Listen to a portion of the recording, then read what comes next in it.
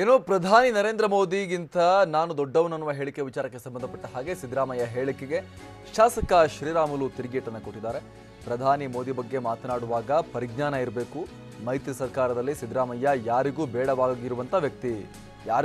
ವ್ಯಕ್ತಿ ಸಿದ್ದರಾಮಯ್ಯ ಅಂತ ಮಾಜಿ ಮುಖ್ಯಮಂತ್ರಿ ಸಿದ್ದರಾಮಯ್ಯ ಅವರಿಗೆ ತಿರುಗೇಟನ್ನು ಕೊಟ್ಟಿದ್ದಾರೆ ಬಿಜೆಪಿ ಮುಖಂಡ ಶ್ರೀರಾಮುಲು.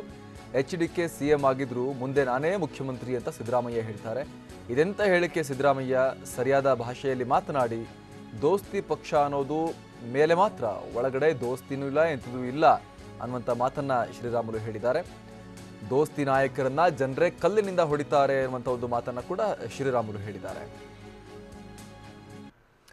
ಚುನಾವಣೆ ನಂತರ ರಾಜ್ಯದಲ್ಲಿ ಸಾಕಷ್ಟು ಬದಲಾವಣೆ ಆಗುತ್ತೆ, ರಾಜ್ಯದ ಮೈತ್ರಿ ಸರ್ಕಾರ ತನ್ನಿಂತಾನೆ ಬಿದ್ದು ಹೋಗುತ್ತೆ ಅನ್ನುವಂಥ ಮಾತನ್ನ ಕೂಡ ಶ್ರೀರಾಮುಲು ಹೇಳಿದ್ದಾರೆ. ಬನ್ನಿ ಅವರ ಹೇಳಿಕೆ ನೋಡ್ಕೊಂಡು ಬರೋಣ. ಪಾಕಿಸ್ತಾನ ಮೇಲೆ ಭಾರತ ಮಾಡಿದಾಗ ಆಗ ನೆಹರು ಪ್ರಧಾನಮಂತ್ರಿ 1948 ಈ ನರೇಂದ್ರ ಮೋದಿ ಹುಟ್ಟೇ ಇರಲಿಲ್ಲ. ಆಗ ನರೇಂದ್ರ ಮೋದಿ ಹುಟ್ಟಿದ್ದು 1951. ಮತ್ತೆ ನಾನು ಬಾಲಕೋಟ್ ಸರ್ಜಿಕಲ್ ಸ್ಟ್ರೈಕ್ ಮಾಡಿದೆ. Balakot surgical strike. ನರೇಂದ್ರ ಮೋದಿ ನಾನು 47 ಹುಟ್ಟಿದವ, ನಿನಗಿಂತ ದೊಡ್ಡವ, ನಾನು ಕೇಳಿಸ್ಕೊಂಡೆ ಮಾತನಾಡ.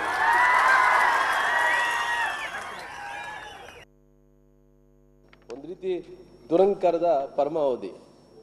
ಸಿದ್ದರಾಮಯ್ಯರು ಹೇಳ್ತಾರ ನಾನು ಮೋದಿಗಿನ ದೊಡ್ಡವನು, ವಯಸ್ಸಲ್ಲಿ ದೊಡ್ಡವನು ಅಂತೇಳಿ ಹೇಳಿದ್ದಾನೆ. ಅಂದರೆ ಅವರು ಮಾತಾಡೋಂಥ ಭಾಷೆ ಏನಿದೆನೋ ಇಡೀ ರಾಜ್ಯದಲ್ಲಿದ್ದಂಥ ಜನರು ಯಾರು ಮೆಚ್ಚಂಥ ಸ್ಥಿತಿಯಲ್ಲಿಲ್ಲ. ಒಂದು ರೀತಿ ಹೆಂಗಾಗಿದೆ ಅಂದರೆ ಅವರು ಕಾಂಗ್ರೆಸ್ ಪಕ್ಷದ ತಿರಸ್ಕಾರವನ್ನು ಮಾಡಿದಾರ, JDS ಪಕ್ಷದವ್ರು ಕೂಡ ತಿರಸ್ಕಾರ ಮಾಡಿದಾರ.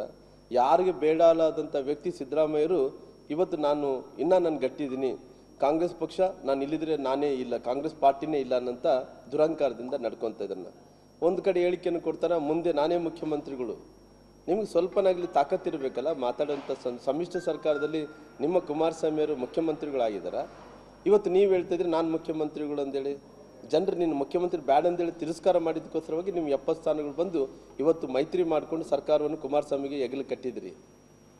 ಸುಮ್ಮನೆ ಮಾತಾಡೋಂಥ ಭಾಷೆ ಏನಿದೆನೋ ಸರಿಯಾದಂಥ ಭಾಷೆ ಮಾತಾಡಬೇಕು. ದುರಂಕಾರದ ಮಾತುಗಳು ಅದು ಪರಮಾವಧಿ ಆಗ್ತಾವ.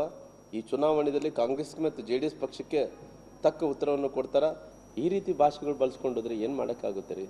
ಇವರೆಲ್ಲ ಹೇಳ್ತೀನಲ್ಲ, ಜನರು ಕಲ್ಲುಗಳು ತೊಗೊಂಡು ಹಿಡಿತಾರೆ. ಇನ್ನು ಮುಂದೆ ಕರ್ನಾಟಕದಲ್ಲಿ ಪ್ರವಾಸ ಮಾಡಿದ್ರೆ ಕಲ್ಲುಗಳು ತೊಗೊಂಡು ಹೋಗೋದು ಇವ್ರು ಓಡಾಡಿಸ್ತಾರೆ. ಆ ಸ್ಥಿತಿಗೆ ತಂದುಕೊಂತಾರೆ ಇವರೆಲ್ಲರಿಗೂ ಸೇರಿ.